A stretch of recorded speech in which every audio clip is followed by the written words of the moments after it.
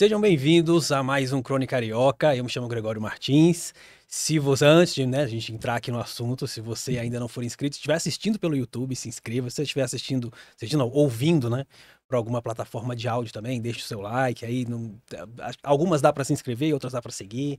Aí segue, vai ter que seguir os parâmetros de cada uma. Hoje é o episódio 13 e o nome desse episódio é Como Publicar um Livro e Contar Suas Próprias Histórias, mas não é um episódio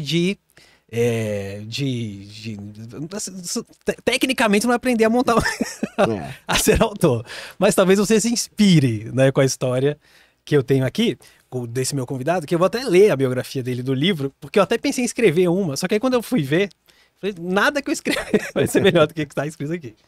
Então, Rodrigo Santos, ele tem 49 anos, é pai, marido, flamenguista, escritor, professor, roteirista e corredor de rua assintomático. Por enquanto. Só faltou o gonçalense. Por enquanto. Gonçalense, pô. Muito obrigado pela sua... tem vários livros publicados também, mas a gente vai mostrar no decorrer da conversa. Muito obrigado por ter topado. Pô, Gregório, eu que agradeço, assim, é um prazer estar conversando contigo, estar falando do meu trabalho com outras pessoas. E tudo que eu falar depois disso se resume em eu sou só o cara que escreve. Eu sou só o menino gordinho você me da pegou cidade. Nessa. Eu sou só o menino gordinho da cidade afastada que um dia falou, quero ser escritor. Porque eu te encontrei na Bienal, aí já tinha escutado falar sobre você, né, sobre esse livro aqui que a gente vai mostrar daqui a pouco, e aí lá na Bienal, uma das falas lá, que era sobre rua e tal, aí você falou assim, porque o meu livro é um livro até decente, né, decentemente bem escrito, aí eu fui, quando a pessoa fala assim, eu já fico com uma pulga atrás da orelha, eu falei, vou ler esse livro, deve ter alguma coisa nesse livro aí, muito interessante. Além do que você falou lá também, né? E realmente, né? O livro que ele tá lançando é A Vida é uma Série de Acontecimentos Estranhos e Mágicos, que são vários contos, vou colocar aqui, né? São vários contos, pequenos contos, né? Que, categorizando, seriam um realismo fantástico, mas a gente tava conversando aqui que, na verdade, são experiências, né? Vivências diferentes. Eu acho que a vivência latino-americana, ela é muito fértil para essa coisa do realismo fantástico, realismo mágico, assim. Eu falo com frequência que São Gonçalo é minha Macondo, porque que as pessoas de fora acham que é um realismo fantástico, para mim é a vivência, é a realidade. Sim. E geralmente eu falo que eu tenho uma literatura mediana, porém esforçada. Uhum. Porque eu sou um cara que eu me esforço muito mesmo. Não só o tema, eu sou um ficcionista, eu sou um fabulador, eu crio histórias. Sim. Aquela mesa, por exemplo, a gente tava conversando, a professora Giovana falando do trabalho dela, tá? E sim. Eu às vezes fico meio deslocado, que eu fico assim, cara, eu sou o cara que inventa as histórias. Tenho amigos, eu fiz outra mesa com o Marcelo Moutinho também, grande cronista do Rio de Janeiro. E não, a crônica, tá? E eu pensando, eu sou o cara que tá dentro do ônibus. É que você é a pessoa que vivencia, né? Tem uma ideia e fala, cara, e se acontecesse isso? E aí eu vejo um personagem, eu escuto uma fala. Eu escutei uma semana passada que vai dar conta. Inclusive, eu vou para um evento social hoje, que eu já comecei a escrever um conto, que é um evento social bem sui generis, não vou nem dar spoiler. Então, assim, eu sou o cara que cria realidades de acordo, mas a minha massa de modelar é realidade factível, que pra mim é mágica. Sim. E aí pra mim rola essa dicotomia, porque eu não consigo enxergar a vida sem magia. Sim. E aí quando eu falo magia, o pessoal, magia é coisa de David Copperfield, não. Eu acho que a vida, eu acho que a nossa dimensão racional não abarca a realidade. A realidade, ela tem que ser mágica. É verdade. Os encontros são mágicos. Você vê, o fato de eu estar aqui, você viu eu falando uma coisa e tal, hoje a gente tá aqui, e aí alguém vai assistir, vai ouvir esse podcast e vai se interessar, ou alguém que veio de São Gonçalo vai ouvir e vai falar, caramba, então eu também posso ser escritor. Então isso tudo pra mim é muito mágico, esses encontros fortuitos, o lugar onde eu sento pra assistir ao jogo do Flamengo é o mesmo. Tipo, tem 100 profissionais envolvidos no jogo, 60 mil pessoas no estádio, mas o lugar que eu sento em São Gonçalo vai influenciar diretamente a camisa que eu uso. Então, assim, é toda essa magia da vida que me atrai na vida, que me atrai no ser humano. Eu sou um apaixonado pelo ser humano. E trabalho em escola pública, então, pra mim, É legal que na Bienal o pessoal fala, Bienal é muito barulho, muito caos. Eu falo, gente, Eu nunca é a entraram minha numa escola. vida. Eu trabalho em escola pública, eu trabalho, dou aula pra criança Ensino médio? Não, fundamental, Fundamental? 12 a 14. Caramba. Que é o melhor momento, eu falo pra eles, eu tô encontrando vocês no melhor momento da vida de vocês. É. Vocês estão tudo perdidos, E como acho eu que pro tava. professor também, né? Porque quando o professor ainda tem uma certa influência. Né? Exato. Esse período de 13, 14, a gente fica meio perdido mesmo. Uhum. E como eu tive poucos adultos para me orientar nessa época, eu procuro ser esse cara que vai chegar, vai dar um papo e tal. Então eu sou apaixonado por isso. Apaixonado ver o que eles se tornam depois. Por exemplo, não sei se chegou a ver lá na Bienal, tinha uma menina chorando muito na plateia, que a menina levou até o menino da Bienal levou até um lenço. Foi uma ex-aluna minha. Ah, de cabelo roxo? Eu tirei a foto dela. Então, ela me mostrou uma dedicatória que eu fiz pra ela em 2008, quando eu dei aula pra ela. Que legal. E a dedicatória do livro tava assim, que esse livro seja a porta de entrada do maravilhoso mundo da literatura. Caramba. Inclusive, Rayane, beijo. E foi, né? E ela me achou como book grammar. Ela me seguiu, eu falei, pô, o que esse book grammar me seguindo? Lançando o livro, a gente sabe que a editora também, mano. Aí quando eu olhei, eu falei, Rayane, não acredito. Ela, meu Deus, é meu professor. Então, assim, isso tudo me encanta muito. Encontrar a Rayane depois de 20 anos quase. E ela me mostrar e eu falar, caraca, será que foi isso que deu esse caminho? E é isso tudo que eu conto, é isso tudo que eu falo, é a minha cidade, são os meus. Assim, eu não vou conseguir escrever uma história, eu consigo até. Eu sou meio cara de pau. Porque eu faço muita pesquisa. Eu tenho um livro... Você dá aula de quê? No... Português. Ah, tá. Mas eu fiz o caminho inverso. Geralmente quando fala assim, claro, pô, escritor, dá aula de português. Eu fiz o caminho inverso, assim. Como eu tava falando, eu cresço no Jardim Catarina, no Alcântara, Jardim Catarina, na Franja ali, que é um bairro pobre de uma cidade pobre. São Gonçalo é uma cidade considerada cidade dormitório, eu odeio esse termo. Porque odeio. Dormitório para algumas pessoas, né? Parece que sai todo mundo e tranca a cidade, né? Exato, e tranca a cidade, vai embora. É verdade. Quando só volta no horário do rush. E não leva em conta isso, as mães que criam. E tem uma coisa que eu sempre falo, e você deve ter ouvido lá na Bienal, porque assim, quando se fala de territórios mais pobres, seja favela, seja comunidade, seja periferia, sempre tem uma ideia de periferia afastada, tá? Porque no Rio tem as periferias que estão dentro. É, verdade. O Rio Rio e São Paulo já tem uma coisa que você não sabe o que é periferia, o que é centro, já mesclou. Sempre se fala pela ótica da ausência. Todo mundo quer lembrar o que não tem nessa cidade. Essa cidade não tem um sistema viário decente, não tem um sistema de saúde, mas se esquece de falar do que a cidade tem, das potências da cidade. Sim. Então, quando você fala que é uma cidade dormitório, você ignora as redes de afeto que são criadas e as crianças que são criadas pela rua. Aí de mim, se eu reclamasse que uma vizinha chamasse minha atenção, eu reclamasse de responder uma vizinha. Não, porque quem fica cuida dos filhos das outras. Sim. E essa rede de afetos. E eu sou o cara, eu lia muito. Eu não tive pais intelectuais, tinha pouco acesso a livro mesmo. Até por causa de grana, nunca passei fome e tal, mas assim, sempre perrengue, sempre apertado. Sim, sim. E cultura acaba sendo meio que um supérfluo, né, cara? Assim, livro é caro. O livro sempre foi caro. É uma conta que não fecha, que o livro é caro pra quem compra e barato pra quem vende. Mas isso é outro.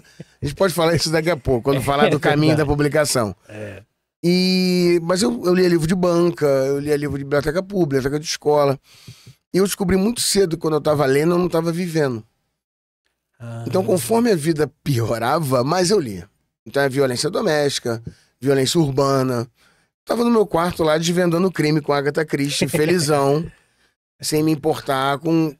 Sem me importar, meio que me blindando. Sim, sim. E teve um momento que eu falei, cara, também quero escrever poesia, também quero contar minhas histórias, vou ser escritor. Aí é óbvio, né? Meu filho, você vai ser escritor, você é maluco. Você já viu um escritor na vida? Você sabe o escritor, como é que ele trabalha, como é que ele ganha dinheiro? Meu filho, vai fazer um concurso, meu filho. Porque, assim, a obsessão do filho do pobre é carteira assinada contra cheque. Tipo, você já é pobre, seu filho quer ser mais pobre que você, não, é sacanagem. Eu ia fazer letras. Meu pai, ele é professor de português. Ele me deu um esporro, assim, na época, quando eu falei que ia fazer letras, que aí eu acabei fazendo outras coisas. E aí, eu cumpri papel certinho, fui fazer concurso. Saio de casa com 16 anos e entro na Marinha. A gente passou um tempo trevoso agora. Mas isso na Marinha, como que é esse concurso com 16 anos? Então, podia entrar Que é como nível aprendiz, técnico? aprendiz de marinheiro. Ah, tá. Podia entrar, você terminava até, fazia as matérias lá e saía como marinheiro da escola de aprendiz. Hoje você pulava aquela primeira fase existe dos aquele- 18 anos. Não, existe ainda esse concurso, mas você só pode entrar com 18. 18. Eu podia entrar, eu entrei com 16. Ah, tá. Depois fugir de casa. Falei, cara, preciso fugir de casa. E é engraçado, né? Mas tava estudando ainda. Tava no segundo ano do ensino médio. Aí foi uma galera lá em casa pedir pra eu ajudar na redação. Porque eu lia muito, já escrevia alguma coisa, fazia circular uns textos. E, inclusive, minha letra era horrorosa. E eu fiz caderno de caligrafia. Minha letra hoje é bonitinha, minha letra de mão. É. Por isso que eu comecei a escrever as coisas. Ele, pô, lê isso aqui. A pessoa... Isso aqui é panela? Não, cara, é Maurício. E, pô... Falei, não, tem que melhorar a letra. E os caras foram lá em casa, pô, me ajuda. Eu falei, essa redação é pra quê? Concurso pra militar. Eu falei, quero nada de militar. Era roqueiro de subúrbio ainda. Cabelo grande. Aí os caras, não, se passar, a gente vai pra outro estado. Eu falei, pô, outro estado? Já interessou. As opções são Fortaleza, Florianópolis. Qual é o mais longe? Fortaleza, eu quero ir pra longe. Aí entrei. E aí, enquanto eu estava na Marinha, eu falei, cara, teve uma hora que eu falei, cara, eu adoro estudar. Não tô estudando. Vou fazer a faculdade. Mas aí lá você estudava no Colégio da Marinha? É só os cursos de formação. Eu fiz um curso de formação 1 ano, aí fui trabalhar em navio. Ah, tá. Aí depois fiz o Porque curso... você estava no segundo ano, curso você de ainda tinha que fazer formação mais um, né? Não, eu terminei depois, terminei supletivo. Ah, tá. Terminei supletivo. Entendi. E aí fiz o curso de formação de cabo, volta pro navio. Eu fiquei em navio quase o tempo todo, viajei com essa costa toda aí. Caramba. Adorava navegar. Adorava. Geralmente o cara que sai da Força Armada, é uma coisa que eu ia falar. A gente viveu esse período trevoso aí, de militares fazendo o que militares fazem. Ou seja, não muito. Mas o pessoal esquece muito que, assim, às vezes é a única porta de sair, de entrada para o mundo profissional do Sim. menino pobre é a Força Armada. Sim, claro. Então, assim, eu fui um desses caras. Fiquei lá 10 anos e aí fui fazer faculdade. Faculdade particular, viajava muito. Eu falei, cara, preciso de uma faculdade que tenha relação de clientela. Porque eu vou ficar uma semana no mar, eu tenho que chegar lá verdade. e aí eu vou fazer o quê? E conseguiu. Não, eu falei, vou fazer o quê? Não sei. Não faço ideia. Minha carreira já estava toda desenhada na Marinha. Aí eu fazia letras por já escrever e gostar de ler. Nem imaginava ser professor. Não, fazer um negócio que eu gosto. Ficar estudando texto, debatendo texto.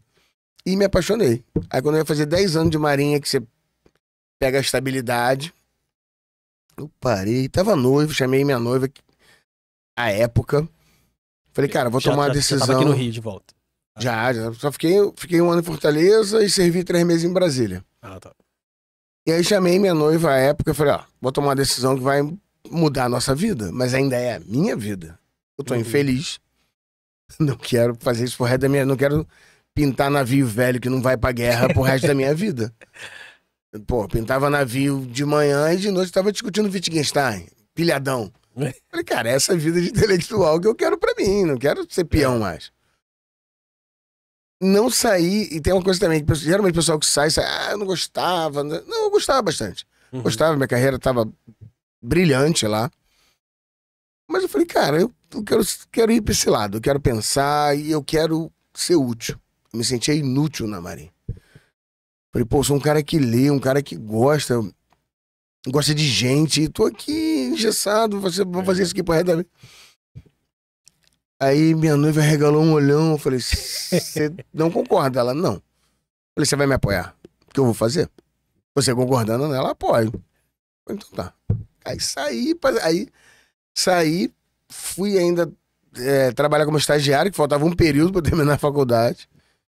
E sou professor, tô casado. Esta noiva a gente se casou depois, estamos até hoje juntos. Não, estamos até hoje juntos, temos um filho maravilhoso. E passei nos concursos, sou bom de prova também, dou uma estudadinha e passo. E tô lá, há 20 anos que eu sou professor da Rede Pública de Niterói. Caramba, mas eu gosto de contar essa história que é isso. Quando fala assim, Você é professor de quê? Português. Claro, escritor. Falei, não, primeiro eu fui escritor Sim, sim. pra depois ser professor de português. Não, verdade. Eu também, eu ia fazer letras por conta disso, porque eu lia muito, sempre li muito. Só que eu não achava, porque eu também acho na minha cabeça, né? Ah, não, vou fazer letras, mas eu não vou ser professor. E meu pai sabia que o destino ia levar a pessoa que faz letras a ser professor. Conheci alguns que falavam assim, eu não quero ser professor. Inclusive eu conheci uma que falou assim, professor muito indigna. Eu falei, você tá fazendo letras, você vai ser o quê? Exato. Revisora, editora, eu falei, no Brasil? Ok. Uma hora vai bater na porta. Né? Anos depois.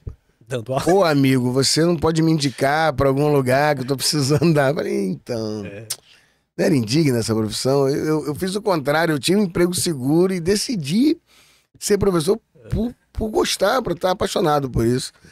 Não é tão ruim. Assim, você não vai ficar rico dando aula. Não. Mas você vai ter um carrinho um apartamentinho no subúrbio. Os meus dois pais são professores. Tranquilão.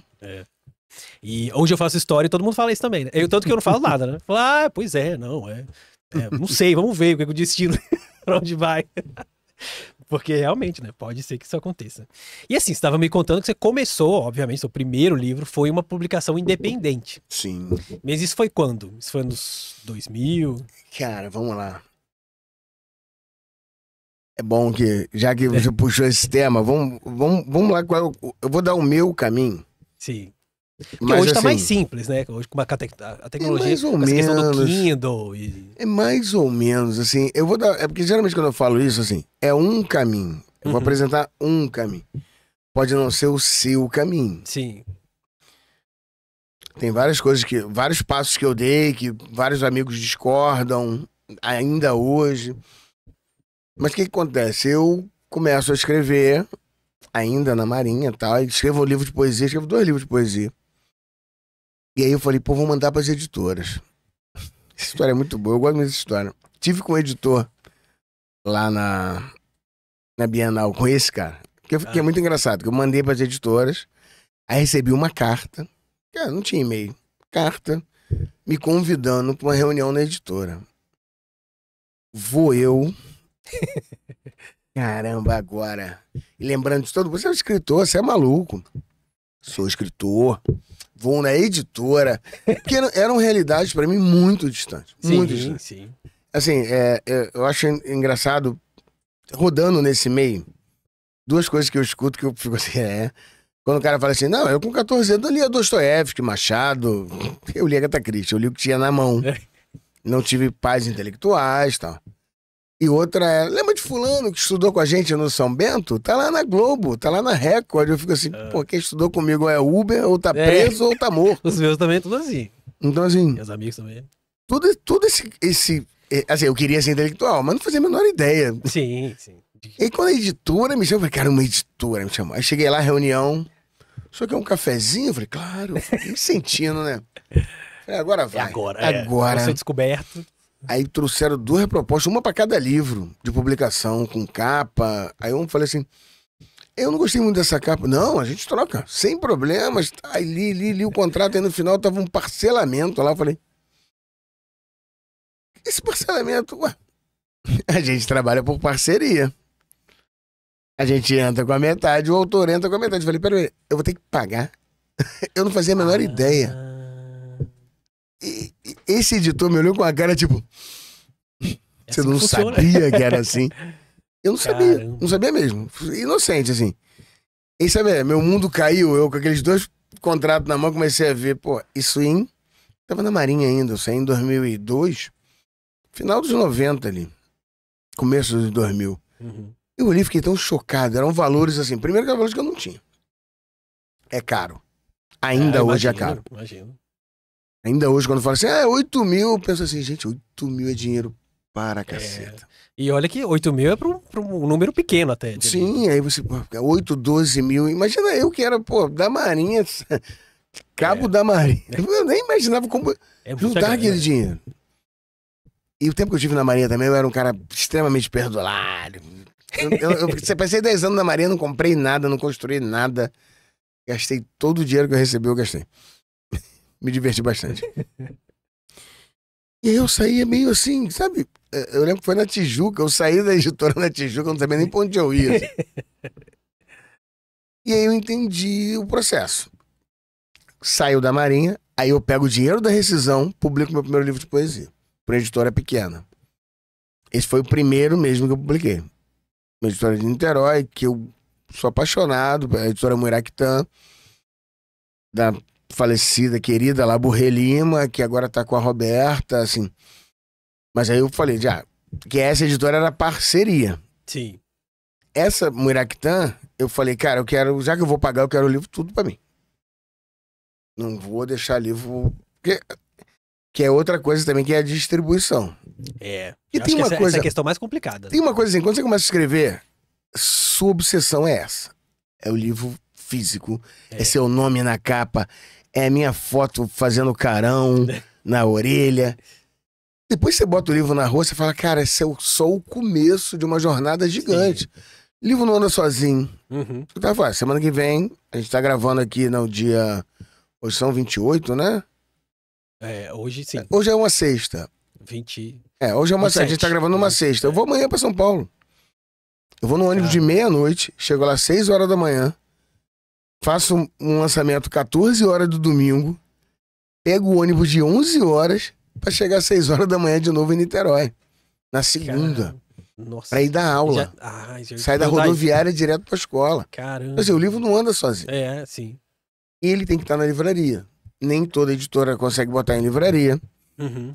Por causa, assim, a livraria já tem um monte de livro. Ela não tá conseguindo vender os que ela tem. Então, dificilmente ela vai pegar o seu. É verdade. É todo um e quanto menor é mais difícil. É todo um périplo aí. Mas aí eu queria publicar o livro e eu falei, já é meu.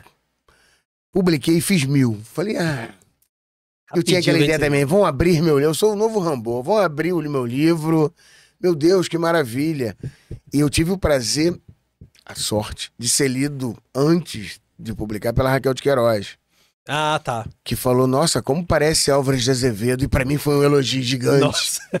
Que eu sou apaixonado. Não restou mais dúvidas. Aí pronto, falei, vou botar o livro na rua, o livro vai bom. Eu tenho esse livro até hoje, né, cara? Tem 20 anos isso, eu ainda tenho esse, eu fiz 1000. Não distribui. E aí eu fazia um sarau em São Gonçalo, eu vendia em sarau, Mas nessa época que não tinha rede social nem nada, era mais difícil ainda. Não, era vender, botava a banquinha e...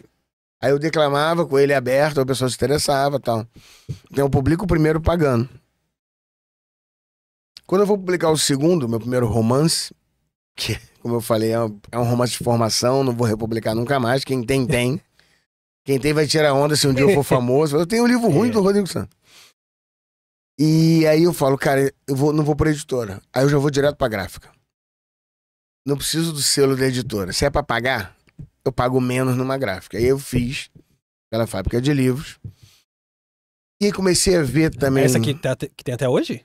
Não, esse ela mudou um pouco. Ela era do Senai. Ela mudou um pouco. Mas ela fazia tiragem pequena, então eu fiz 100. Até hoje ela faz, Então eu fiz 100. Essa minha amiga lá que eu citei pra você, ela imprimiu lá. Esse esgotou, quem tem, quem... Não vou publicar mais. Já tentei pensar, o que eu posso mudar? Não dá pra mudar. É um romance de formação com todos os problemas do romance de formação. Tá. E aí, a primeira coisa que eu posso falar é, cara, escreve. Escreve. As primeiras coisas não vão ser legais, é normal que seja assim. Seus primeiros textos vão ser uma cópia quase de texto que você gosta. Então, cara, eu adoro Gabriel Garcia Marques. Seus primeiros textos vão ser um Gabriel Garcia Marques da Shopee ali. Até você achar a sua voz. Por isso que eu não vou publicar esse livro nunca mais. Mas aí eu pago também pra publicar. Pago, boto na rua, esse eu vendi todos. E aí eu começo a entender também que tem umas antologias que você paga pra participar. Na época ainda. Tá. Então começa a botar conto em antologia. Pagando. Tem amigos que falam, cara, eu não vou pagar pra publicar. Eu paguei. Era minha opção. Por isso que eu tô falando, é minha trajetória. Tem gente que fala assim, eu não vou pagar. Beleza, cara. Se você confia tanto no seu trabalho a ponto de poder esperar, eu não podia esperar. Como eu não posso esperar agora. Tô há 6 anos lançando um livro por ano, porque eu fico... E vários amigos falam, cara, você é maluco, cara. Trabalho o livro 2 anos. Tem editor que brigou comigo. Você vai lançar outro livro. Você lançou o livro ano passado. Eu falei, mas eu preciso botar texto na rua. Eu escrevo mais do que eu consigo publicar. E eu tenho 2 livros prontos neste momento. Seus livros é de uma leitura muito rápida. Então não faz sentido mesmo. Você fica 2 anos pra. Não, e eu Com o tenho próximo 2 livros livro? prontos nesse momento no meu HD. O melhor livro que eu escrevi na minha vida, eu não Tá consegui publicar ainda, tá pronto. Ah, caramba. E é antes desse. Ah. Inclusive, legal. um dos contos desse livro vem dessa antologia que eu escrevi, que são contos grandes dentro do mesmo universo ali de horror cósmico. Que legal. Eu publiquei o primeiro, que é uma noveleta. Tá de graça na Amazon, se medo tivesse um som. Mas eu tenho mais 6 contos nesse universo de horror e tal. Ai, que legal. Eram 7. Um eu botei aqui, que é o da sereia. Que é o que encerra. Nossa, esse é muito legal. É o que encerra. Aham. E tá pronto, então eu fico nessa ura de publicar. Então eu entendo quem fala assim, eu não vou pagar pra publicar. Eu paguei. Eu queria ver meu texto na rua. Eu comecei a entrar em algumas coletâneas. Aí comecei a ser convidado pra coletânea, sem receber e sem pagar. Ah, tá. Só pro Hoje- ser publicado. Hoje tem muitas editoras. Eu vou chegar lá, vou chegar no hoje. Deixa eu até fazer essa trajetória. Aham. E aí até que eu tive o primeiro convite pra publicar numa coletânea de contos recebendo. E aí eu falei, Agora sim. foi. Agora foi. Aí agora eu não pago mais. Mentira, até pago. Outro dia eu paguei. Eu queria entrar na coletânea. Eu falei, não, A própria editora falou, não, Rodrigo, você é convidado. Eu falei, não. Como é que tem coisas que às vezes. Quero o mesmo são tratamento de todo investimentos, mundo. É. Eu quero meu texto na rua, eu quero ser lido. Sim, é. Eu não verdade. tenho pretensão, assim, eu vou ficar rico com literatura. Vou vender livro pra caramba, assim.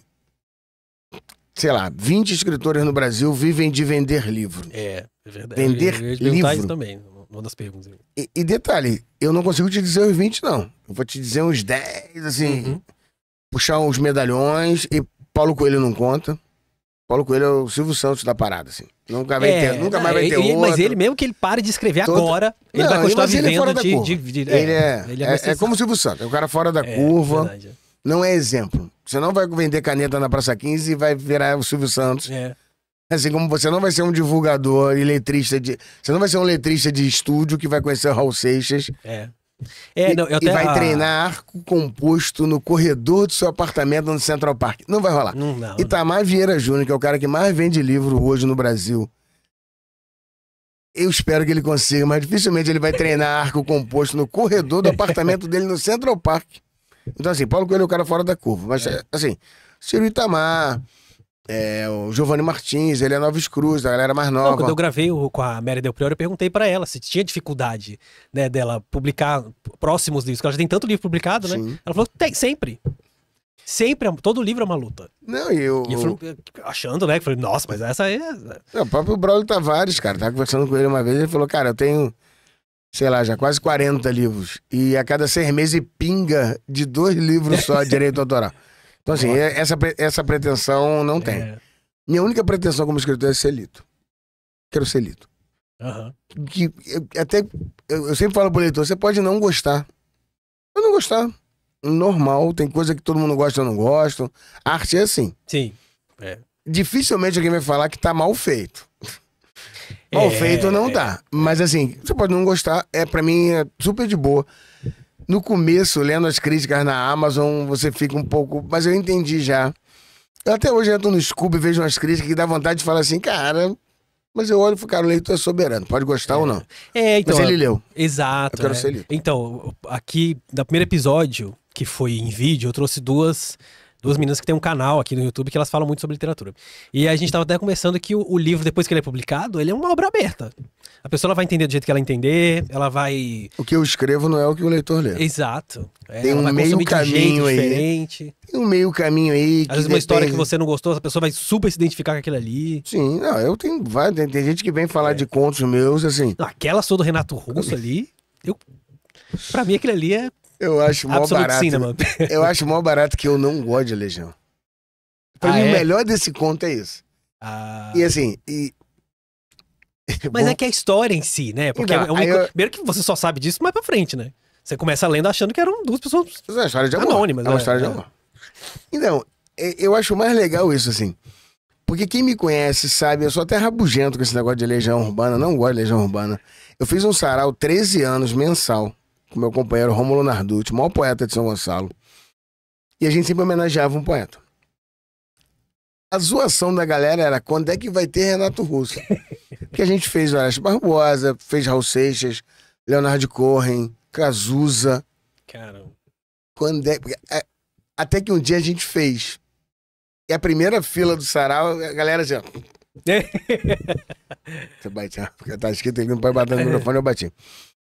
Porque a galera sabe que eu não gosto. Então, quando eu sento pra escrever esse conto, eu vou pesquisar, Legião. As falas do conto são falas das músicas. Uhum. Tem a coisa do sentimento. Que é isso, assim. Eu vou fazer um negócio bonito. E todo mundo que lê fala assim, cara, você deve ser muito fã de Legião. Quando eu falo... Eu pensei que fosse. Eu não gosto de Legião. Ah, nossa. A graça pra mim é essa. E deixa eu voltar só pra aquela trajetória que é importante pra Sim. quem tá começando, assim. Eu acredito. Você tem que botar seu texto na rua. Sim. Tem que botar seu texto na rua, você tem que ser lido.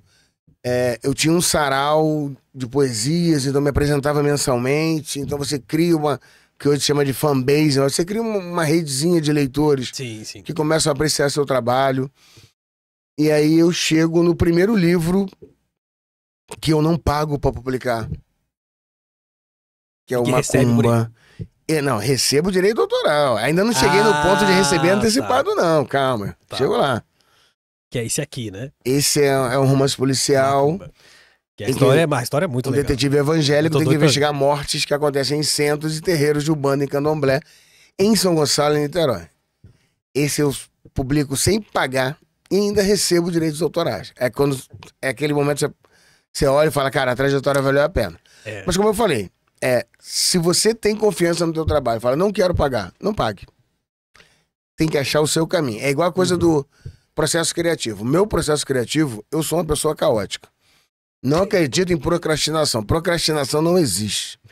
Essa palavra bonitinha, duas palavras bonitinhas da moda, procrastinação e resiliência. Eu também. Resiliência é eu apanhar calado, né? Você tem que aprender a apanhar calado. Não vou apanhar calado. E procrastinação não existe pra mim. Pra mim existe elencar prioridades. Sim. Eu estou procrastinando. Não, você acha que é mais importante ficar sentado jogando videogame agora do que terminar seu trabalho. Depois não reclama. Depois Sim. segura teu B.O. Então eu sou um cara que, assim, como eu elenco muitas prioridades, tem uma hiperatividade não patológica, mas que ela às vezes atrapalha, eu me forço a escrever todo dia. Por isso que eu tenho 2 livros prontos ainda e não estou escrevendo literatura esse ano. Só um conto ou outro. Tô terminando um agora. Porque eu gosto de escrever conto. Eu me divirto escrevendo meus contos. Pois é. Porque isso é uma outra questão também. Porque quando o autor fala que mas eu sempre tô escrevendo. Aí a minha pergunta às vezes é essa, né? Se tá escrevendo algo em sequência ou assim, coisas aleatórias, né? Coisa aleatória. Eu sento. E às vezes a partir dali sai alguma coisa. Eu me sento. Essa semana não, que essa semana eu tava descansando e me preparando pra próxima, que eu tô nessa batida de ir. Já fui a São Paulo no começo do mês, na Feira do Livro, no meio da Bienal. Então, aquele dia que você me viu na Bienal do domingo, eu tinha chegado de manhã de São Paulo de ônibus. Caramba. Da Feira do Livro. Da Feira do Livro, então assim. Mas meu processo normal é esse. É o que eu falei, eu sou um cara caótico. Se eu deixar pra. Vou esperar quando tiver afim. Não vai rolar. Não acredito em inspiração, acredito em trabalho. Sim. Talento. Talento, cara. Eu tô há 30 você anos. Desenvolve, claro. Cara, talento é a facilidade que você tem em fazer uma coisa. Eu também acho. Mas essa facilidade não é não natural. Te garante, não te garante natural. nada. Não é natural, é construída. Eu tenho facilidade hoje de escrever, que eu escrevo há 30 anos. Sim. Então hoje eu me forço a escrever todo dia. Abro lá, às vezes. E aí quando eu falo eu escrevo, o pessoal, caramba, eu fico ali em the zone. Às vezes eu abro 2 arquivos, mudo uma palavra em um, uma palavra em outro, e às vezes eu escrevo 10 páginas. Mas eu tenho que me forçar a estar naquele momento escritor. Sim. De estar ali, porque aí vai que aí papo do Picasso lá, né? Vai que chega a inspiração.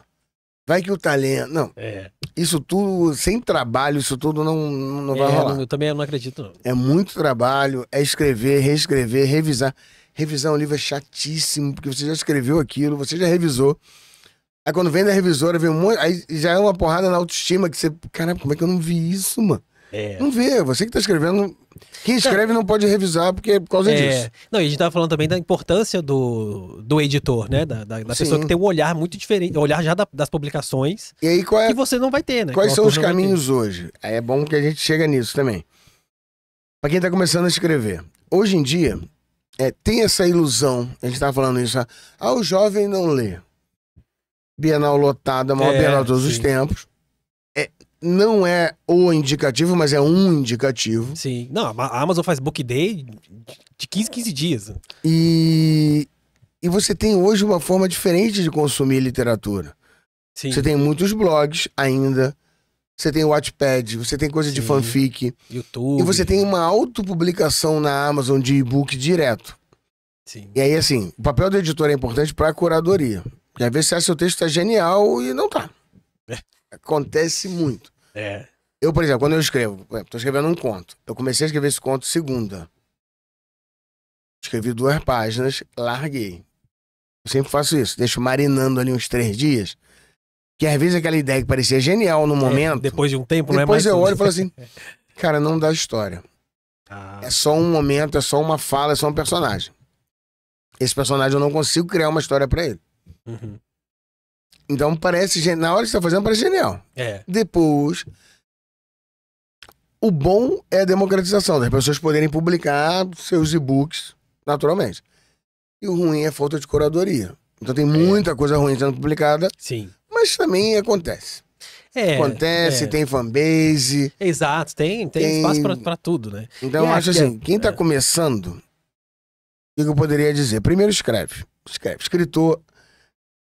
Eu fiz uma mesa na Bienal, aí foi uma amiga do meu filho, a Júlia.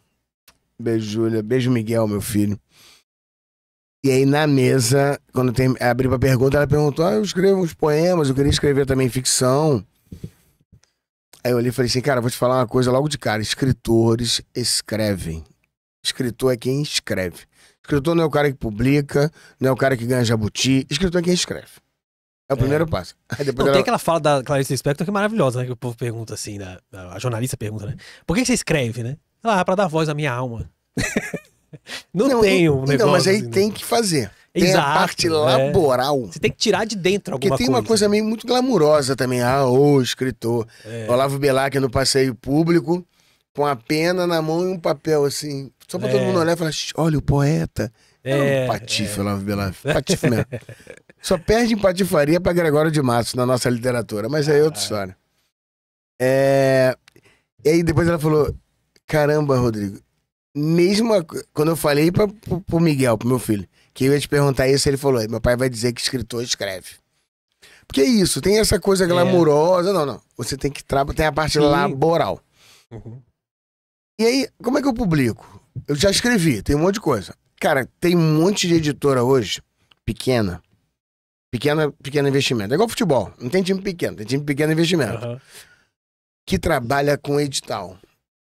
E aí eu posso citar a Cartola, a Serpentine, a editora Afeto, de Maricá, a minha amiga Roberta. Eles trabalham com edital, assim, abrem um edital. Como é que eu fui descobrir esse mundo paralelo? Não, a editora lança um edital assim, contos de horror. E aí você manda o seu texto pra lá. E eles escolhem e fazem uma antologia. Alguns cobram pra participar. Outros você só tem que comprar um livro. Se o seu texto for escolhido, você tem que comprar um. Outros você tem que comprar 10. Caramba. Outros tem que bater a meta do Catarse. E aí você tem que ficar bombando na tua rede para as pessoas comprarem. Então assim, tem várias maneiras de você chegar, fazer seu texto chegar hoje. É uma publicação. Que não chegar na gráfica e mandar fazer. Uhum. Tem editoras menores. Desculpa. Não, verdade. Muitas vão trabalhar com essa ideia de falar, cara, eu publico seu livro. Tem umas que são muito nichadas, né? E você tem que vender 50. Essas de internet. Eu cito Cartola, Corvos. Eu comecei, falei, cara, tem que descobrir como é que essa molecada tá lendo. Tá lendo como? Onde? Como eu falei, eu quero ser lido. Aí publiquei na Cartola, publiquei na Serpentina. Eu fico mandando pra edital.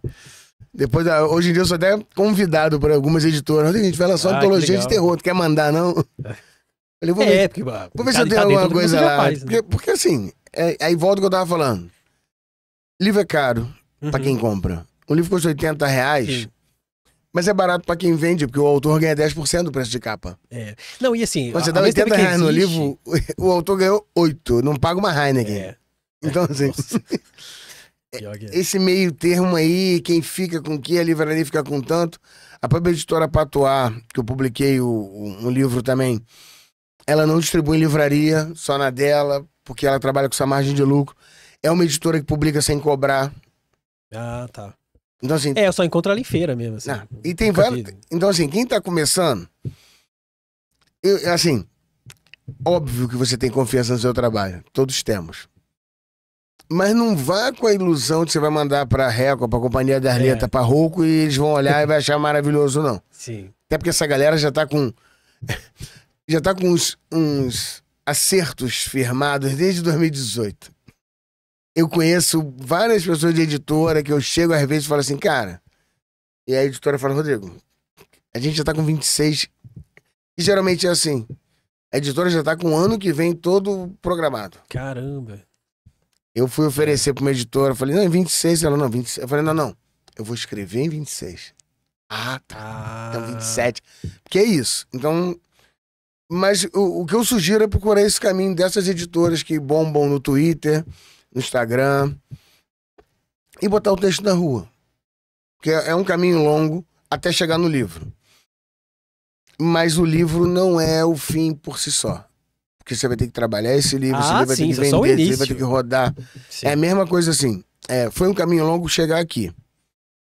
Aqui onde eu estou agora, na frente desse microfone. Foi um caminho muito longo. Uhum. Do menino que escrevia lá no Jardim Catarina. Pra você, pô, ver uma palestra minha na Bienal. Foi dificílimo chegar lá. Na programação oficial. E aí você se interessou pelo meu livro e me chamou pro seu podcast. Todo esse processo é muito difícil. Sim. É uma peneira. Exato. Mas aí quando eu chego aqui, o que eu vou fazer? O livro é muito isso. Ah, tá. Eu lutei pra chegar aqui, mas eu tenho que chegar aqui também e ser minimamente relevante. Sim, verdade. Eu acho que seria... aí não adiantaria toda a trajetória se eu chegar aqui pra falar bobagem. É igual o livro. Até chegar no livro é uma trajetória longa, é uma peneira. E aí, você tá com o seu livro na rua. Como é que você vai trabalhar esse livro? Como é que você vai vender? Você vai vender de mão em mão? Funciona? Funciona. Tem um poeta no Rio de Janeiro, Bruno Black, que eu gosto muito dele pessoalmente, eu gosto do trabalho dele. Cara, ele publica, ele anda com a mochila cheia de livro, ele senta do lado da pessoa no trem e fala assim, você gosta de poesia? Ele vive dos livros. Caraca. Não publica em nenhuma editora grande e vive dos livros, porque ele tem essa verve que eu, por exemplo, não tenho. Eu sou um cara muito tímido, muito tímido. O meu trabalho, então, assim, eu não vendo livro para aluno. Os alunos, quando descobrem que eu sou escritor, eu quero comprar seu livro. Ainda fala assim, não é pra sua idade, não. Eu fico sem graça. Mesmo, tem isso. Eu fico sem graça de aparecer com um livro meu e falar, compra seu livro. Eu falei, não. E eu acho, assim, e tem uma coisa que eu peguei ranço também na graduação, na universidade tem muito isso, né? Começa o período, o professor entra e fala, gente, olha só, todo esse período vai ser esse livro que eu publiquei, vocês podem ir lá comprar. Nossa! Eu acho isso de uma patifaria. Eu entendo. Eu entendo, ok. Aquele livro, inclusive, é a tese de doutorado que o levou à universidade, eu entendo. Uhum. Mas eu sempre falei assim, cara, eu nunca vou usar essa presença de sala pra vender livro. Então eu não vendo. Eu sou um cara meio tímido. De uns tempos pra cá que eu tenho vendido livro pra professores, inclusive. Tem gente que trabalhou comigo 10 anos, não sabia nem que eu era escritor. Mas o Bruno Black é o cara que bota a mochila, senta e... Você gosta de poesia? Deixa eu te mostrar um livro. E ele vende. Então, assim, tem vários caminhos. O ideal é achar... Mas é lembrar, assim... Primeiro, pra publicar livro, você vai ter que escrever. E não vai ser o primeiro livro que você vai escrever. Vai ser o segundo, o terceiro. Você escrever muito... Sim. Assim, porque tem o poeta natural, que passa 10 anos pra escrever um poema sublime.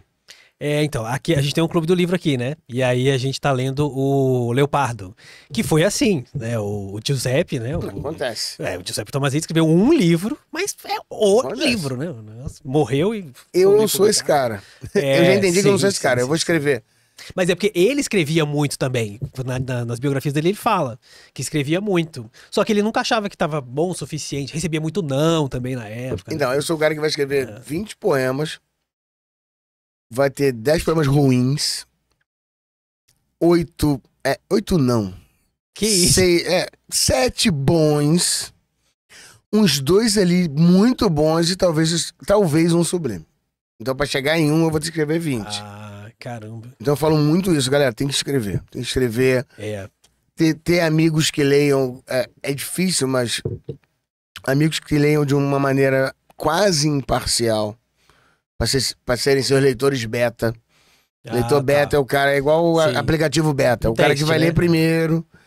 Eu, por exemplo, tenho uma leitora beta, minha amiga Rafaela. Beijo, Rafaela. Ela vai assistir, com certeza. Que ela já não é uma leitora beta confiável. Que ela já foi rodriguizada ali. Ela vai, quando você escreve, eu falo, não, cara, você não pode gostar. Então, assim, você tem que ter um leitor beta. E aí o cara que... Elogio é bom, mas não ajuda. A crítica ajuda muito mais que o elogio. Verdade. O elogio é bom, o esquema é maravilhoso. Mas a crítica te fala assim, cara, nesse momento eu teria feito diferente. Isso é muito bom. Antes. Depois que o livro sai na rua, é aquilo. O que eu escrevi. Você já releu algum livro seu, antigo, assim, cara, os contos eu releio sempre. Ah, é? Os contos eu adoro reler meus contos. Eu me divirto lendo meus contos. Esse que eu lancei, eu reescrevi o Noite na Taverna, do Álvaro de Azevedo, pros dias de hoje. Máquinas Escrotas, lancei pela Patois. Esse eu já reli. O Macumba eu nunca reli. Sério? Caramba. Porque escrever, eu botei esse nome do... Escrever romance é muito trabalhoso. Ah, imagino. Demorei 5 anos escrevendo Macumba. Você cria todo um universo, fui pesquisar, né? Não, e pesquisa. Você cria, é um momento, né? Eu sou muito chato com pesquisa. Eu acho... Eu não quero ser responsável. Não é mais um tema tão rico de falar bobagem. Sou chato com ritmo, sou chato com tempo. Odeio o problema temporal num texto. Saiu a série da... É minha opinião, viu, Netflix? Saiu aquelas Cidades Invisíveis, a Cidade Invisível. Ah, sim. Que eu achei a premissa genial, trabalhar com elementos da nossa cultura. E eu achei bem ruim a série. Porque tem problemas temporais. Não, a segunda eu nem vi. A primeira tem problemas temporais que você fica assim, não tem como isso. Por exemplo, no último episódio, o cara lá é possuído, aí ele pega o carro e vai. Aí para na entrada da floresta, que parece Mangaratiba ali. Aí corta pra Botafogo. Onde está fulano? Ele pegou o carro. Vamos atrás dele. E eles encontram o cara ainda na entrada da floresta. Tipo, fica 4 horas dali. O cara virou bandidão mau, cruel, e ficou esperando o mocinho chegar. Então eu fico assim, cara, eu faço os trajetos que o meu personagem faz de carro, eu faço de carro pra ver quanto tempo dá. Aquele conto do Uber também é muito legal. Porque realmente parece que a pessoa ela tá narrando o que ela tá fazendo. Tá? Exato. E dura. Eu cronometrei o tempo. Tanto que ele encerra quando chega, né? Exato. Eu cronometrei o tempo da falha. Eu sou chato com o tempo. Então, assim, e romance, quando você tá chegando no final, por isso que eu adoro escrever conto. Adoro escrever conto. Conto eu me livro da ideia. Eu tenho muita ideia, então... Quando você tá chegando no final do romance, Macumba, quando chegava... Macumba e o Fogo das Encruzilhadas também, que é a continuação. Quando você tá chegando no final, no último ato, você senta pra escrever, pra você começar a escrever pelo menos 40 minutos. Que é relendo nota, vendo de novo a timeline que você criou, vendo se você já não escreveu aquilo antes. E você bota um diálogo. Uma vez eu escrevi um diálogo, foi no Macumba, eu acho, ou no Fogo, não lembro.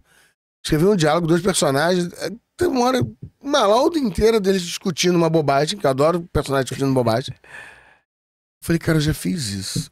Eu voltei 100 páginas antes, estava mesmo. Caramba! Então, assim, é um processo muito cansativo. Muito. E aí, quando você entrega pra editora, você revisa. Você revisa. Por isso que eu adoro quando fala assim, quando vai fazer alguma matéria, alguma coisa, tira uma foto de você lendo seu livro. Eu falo, não, cara, eu escrevi esse livro. Eu não quero ler esse livro nunca mais. Mas o Macumba, como eu penso em... O Macumba me leva para audiovisual, me leva para roteiro, chama a atenção de alguns diretores, ainda tem gente interessada em fazer. Isso, eu achei legal você falar isso na Bienal, porque você falou assim que tem que ser do jeito que é, né? Por exemplo, se é um São Gonçalo, tem que ser São Gonçalo. Primeira coisa que pergunta, essa história só pode passar em São Gonçalo? Só pode passar em São Gonçalo. E esses diretores, mas não tem nada certo. Aí eu tô pensando que talvez seja eu que vá fazer o roteiro pra longa do Macumba, então... Talvez eu volte a reler. Não, e eu lembro que quando meu amigo tava lendo esse livro aqui, ele falou assim, você vai gostar porque é um investigador, que ele é evangélico, investiga crimes, tá, relacionado com macumba, não sei o quê, só que ele é um cara todo meio chucro, meio machista, não sei o quê, mas você vai gostar, então. Eu falei, gente... Essa é uma crítica que eu adoro quando eu falo, assim, por isso que eu falo, a crítica ajuda muito mais. A crítica ajuda muito mais. É. Foi uma leitora na Amazon. Amazon não, foi no Goodreads. Botou até em inglês. Olha. Gostei. É porque você tem publicação já na França, né? Outros Gostei. em inglês também. Mas eu achei o protagonista machista. Mas era pra ser, assim. Mas ele é. Imagina. Tipo, é o cara de periferia. Não tô... Aí eu falei isso uma vez. Falei no Trilha de Letras, com a Helena Alves Cruz. Alguém botou assim: parei de ouvir quando ele falou que, claro que ele ia ser machista. Gente, olha só. O setup normal é esse. Sim, Não tô justificando o cara ser machista. sim. Mas tipo, você tem um cara criado por mãe solo, na periferia, evangélico. Ele vai ser, Sim, principalmente no machismo estrutural. Sim. Eu sou o defensor, ele tem umas coisas Não tem machistas, pra onde correr. mas personagens são assim. Sim. As pessoas vivem essa fantasia, né? Uma vez um amigo meu me perguntou, assim, de... Que eu moro em periferia, né? Aí ele perguntando assim, mas o que mais toca lá? Você mais escuta fora daqui do Rio, né? Que ele achava que todo mundo ouvia funk aqui no Rio. Aí por que você mais escuta lá nos seus vizinhos? Eu falei, música evangélica. É o que mais tem, mais toca o dia inteiro música evangélica. Não, essa Porque essa, né? E realmente, a igreja evangélica, ela vai te colocar numa... Porque, né? Ela tem os dogmas dela. sim, Então, óbvio mas que vai ela ser. também é que tá lá, às vezes, pra comprar um remédio, Claro, pra trocar o gás. Sim, sim. Toda essa discussão, não tem Ainda mais preto essas e branco. pequenininhas ali, é uma família que Não se tem forma. preto e branco nessa discussão de evangélico na política, porque eu vejo. Sim. Eu sim. vejo o partido, seja qualquer partido. O partido só aparece em época de eleição. É. Nos 2 anos entre as eleições, quem faz mediação de conflito é o pastor, é o pai de verdade. santo. Então, assim, quando aparece essa discussão, eu falo, galera, tem uns tons de cinza aí que vocês não estão vendo. Como eu falei, negócio do militar.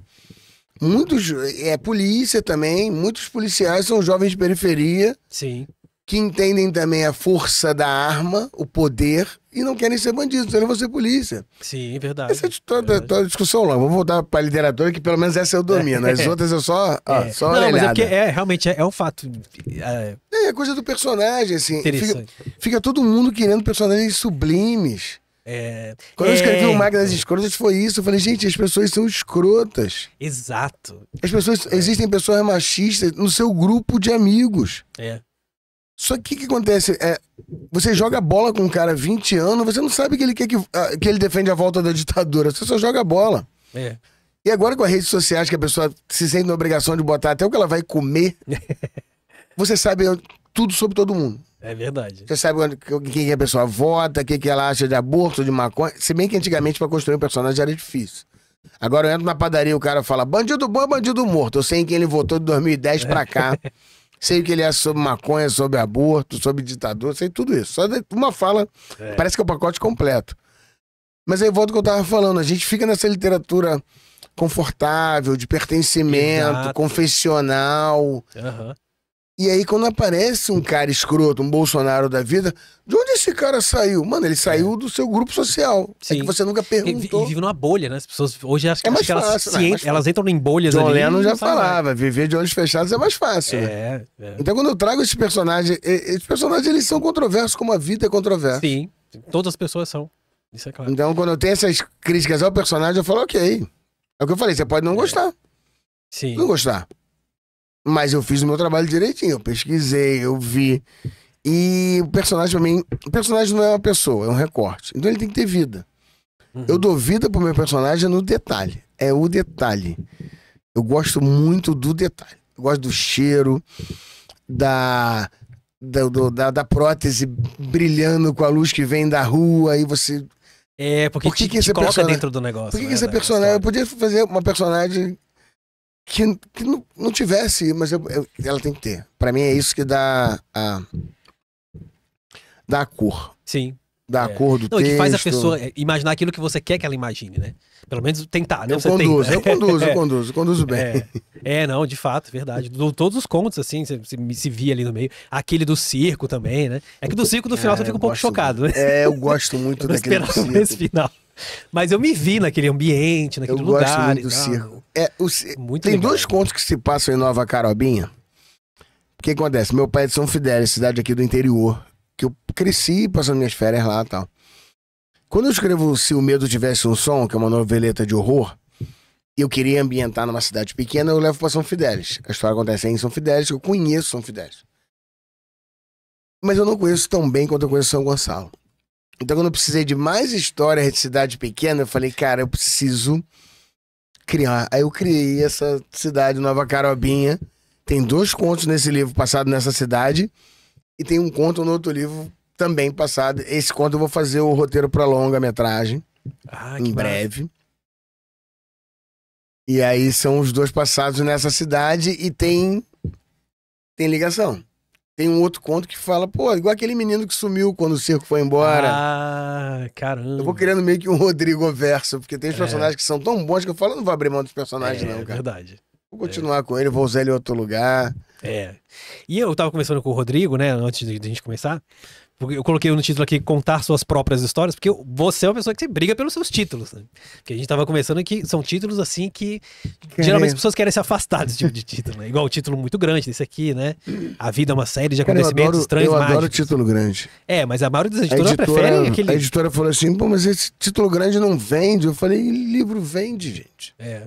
Independente do título. E tem uma coisa de título grande, assim, é engraçado, livro de adulto, é isso, macumba, angústia.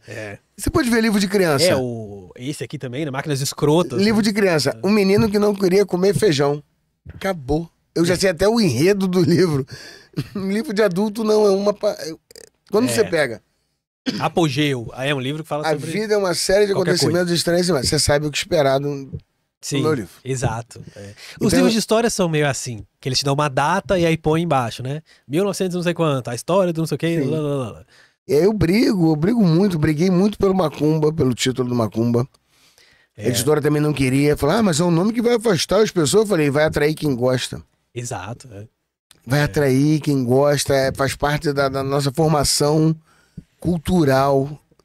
Macumba é um termo pejorativo pra quem não é adepto e carinhoso pra quem é. Eu falei, é macumba, acabou. Eu sempre penso assim, o cara vai entrar na travessa, milhares de livros. O que vai fazer ele pegar meu livro? Macumba já é um bom...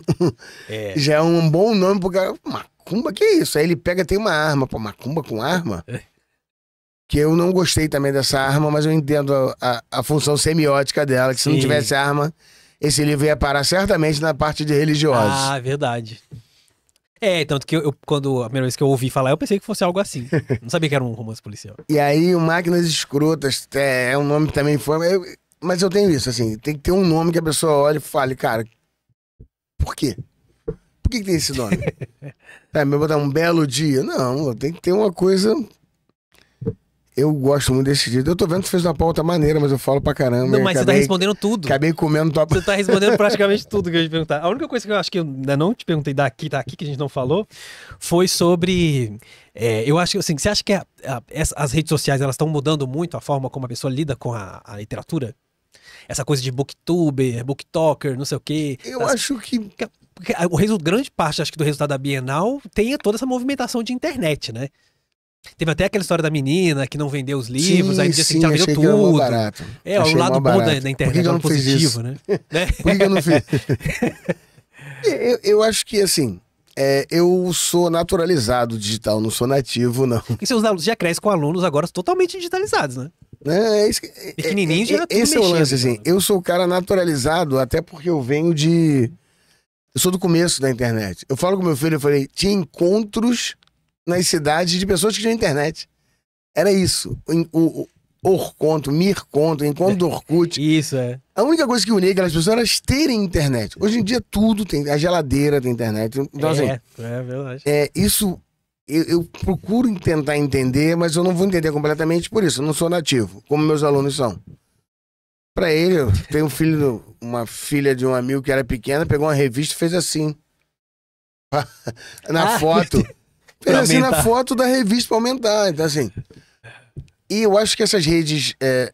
E aí eu concordo muito com o presidente Lula quando fala que não são redes sociais, são redes digitais. Que nem sempre aquilo é social. Porque eu acho que o princípio, a intenção era ser, né? Uma rede social. Eu acho que isso tá modificando a nossa forma de lidar com o outro. Pra bem e pro mal. Não, claro. Pra bem sempre, e pro mal. A gente vive os dois lados. Pra literatura, é muito bom, porque assim, essa coisa de... esse fenômeno sempre existiu, fã.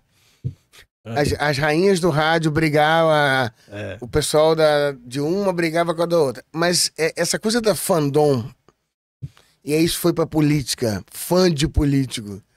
Eu falo meus alunos, gente, política é o cara que você vota pra trabalhar pra você. Você não tem que ser fã do cara. Exato. Vai ser fã de sei lá, de um cantor. Mas virou uma coisa virulenta. Na política é virulento e nas artes tá virando. Na internet, o que você vê, briga dos fãs da Anitta, briga com os fãs da Taylor Swift. Influenciador tem fã. E isso tá. Isso é meio. Isso ajuda, mas também atrapalha. Pra literatura, eu acho, por enquanto, tá benéfico. Sim. Porque a galera tá divulgando. E tem essa coisa da divulgação dos livros de menor investimento. Não é só livro best-seller de editora. Verdade. Sabe? Gente, a minha amiga fez essa romantasia, porque é romantasia, Young Adult, tem várias... Enemies to Lovers, tem várias, inclusive, categorias novas na literatura. Novas. Mas aí eu acho que ajuda bastante por isso, porque é uma galera que se aproveita dessa estética que ela alcança mais os jovens. Você sabe que tá velho quando você fala os jovens como um grupo separado de você. E essa estética pega muito o jovem, o booktalker, o booktuber, o bookgrammer. E aí pega, cara, eu tive, assim, o Macumba, o Felipe Neto postou. Caramba. E esgotou. Que isso. Esgotou, a editora... E foi um ano que... Foi em 23. Que uma escola tinha adotado. Ele colocou no clube dele ou foi antes? Não colocou. Ainda não, espero que ele coloque. Tomara. Mas ele só postou, né? Porque ele postava assim, li esse livro e falou do livro. Até hoje tem gente no Instagram que me procura vir porque o Felipe Neto indicou. Caramba. Quando ele indicou, o livro esgotou. E a editora foi correr pra fazer mais. Cara, faz outra tiragem, pelo amor de Deus. Tem a escola adotou o livro, os alunos não estão conseguindo achar o livro pra comprar. Caramba. Então, assim, é bizarro o alcance que essas influencers, que essas redes têm. Principalmente com os mais jovens. É uma nova estética, é um novo mundo. Se eu vou me adaptar ou não, não sei. Mas eu tô aí, Felipe Neto. Livro novo. Pô, Rodrigo, muito obrigado por ter vindo. Cara, eu que agradeço. Aqui participar. Como é que as pessoas te acham lá? Eu quebrei a tapota e eu falo pra caceta mesmo. Tudo que tá aqui, a gente foi falando. Até chegar aqui foi difícil. Eu tenho que representar bem a facção. Cara, Instagram... Bardo Rodrigo Santos. Bardo Rodrigo Santos. Bardo, não é bar, eu não tenho bar. Bardo. É Bardo. E não é por causa do RPG. Eu sou a primeira geração RPG aqui, de livro ainda em inglês e tal. Mas o Bardo vem por outra linha. Bardo. Mas vem por outra linha. Que eu explico um outro dia. Mas é Bardo Rodrigo Santos. Instagram. YouTube tem pouquíssima coisa que eu boto lá, né? Eu até esqueço que tem canal no YouTube. Mas os livros acha bem fácil, né? Eu vi que tem. Todos eles têm na Amazon, nas melhores livrarias do ramo e nas piores também, eu espero. Tô em turnê de lançamento desse livro. Vou estar em São Paulo domingo, tô em Resende dia 12. Tô na Flip, inclusive tô na Flip, editoras, já me chamar pra mesa, tamo por lá. E é isso, cara. Legal. Escrevendo, tem um monte de conto meu de graça na internet. Entra no meu Instagram, vai no Linktree, tem lá. Contos no Medium, conto no Escreve. Porque é isso, eu quero ser lido, eu acabo botando coisas na internet. Isso que eu não vou botar em livro, não. Isso que eu vou botar de graça na internet. Eu escrevo umas maluquices, escrevo coisa de múmia, coisa de zumbi. Eu me divirto escrevendo. Então, de zumbi, legal, eu falei, cara, imagina teve o Snakes on a Plane com Samuel Jackson. Falei, imagina zumbis num navio. Um outbreak zumbi dentro do navio da deriva. Foge pra onde? Como é que foge pra onde? Como é que faz esse navio? Aí pronto, aí já tem a ideia, eu faço um conto. Eu tenho esse conto, tá aí na internet. Foi minha homenagem aos Ramones, inclusive. Eu gosto muito de... Deu pra ver, eu gosto de figuras pop, de trabalhar com essas ideias. Então, nesse livro tem Elis, Regina, tem Jorge Versilo, tem Renato Russo. Tem isso, eu vou escrever um conto em homenagem ao The Cure. Tá lá, esse tá na internet também de graça. Escrever um conto em homenagem aos Ramones. Vou escrever um conto baseado numa música do Stereophonics. Aí eu vou escrevendo, aí como eu não vou publicar, eu fico jogando. Só procurar, vai lá. Então, legal. Então, lá no Bardo Rodrigo Santos, no Instagram. Beleza. Então é isso. Então muito obrigado por terem assistido até aqui. Não esqueçam de se inscrever, deixa aí o like, né, onde vocês estiverem, na plataforma que você estiver. Um grande abraço e até a próxima.